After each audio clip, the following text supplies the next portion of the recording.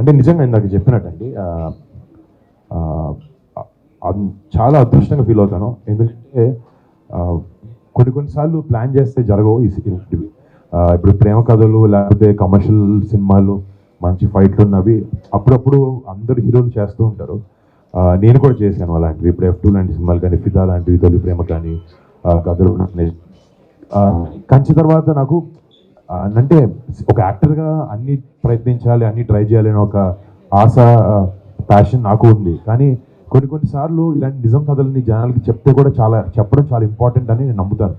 And plus కథ విన్నప్పుడు నేను కూడా విన్నప్పుడు అరే ఇదేంటి నాకు ఇంత తెలిసి ఏంటి ఇంత జరిగింది వెనకాల అని ఒక ఆశ్చర్యం నాకు అనిపించింది. అప్పుడు అనిపించింది నేను చేయాలి సినిమా, జనాలకు తెలియాలి. ప్లస్ కొన్నిసార్లు ఒక కథ ఇలాంటి ఇన్సిడెంట్ని వెనకాల ఏమైందని చెప్పాలన్న ఆశతో పాటు కథలో కమర్షియల్ వైబిలిటీ కూడా ఉండాలి.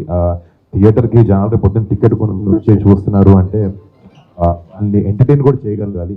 అంటే ఎంటర్టైన్మెంట్ ప్రతి సినిమా ఫామ్ డిఫరెంట్గా ఉంటుంది. దీంట్లో దేశభక్తి అనేది లేకపోతే ఏరియల్ సీక్వెన్సెస్ అనేది చాలా ఆసక్తికరంగా ఉంటాయి.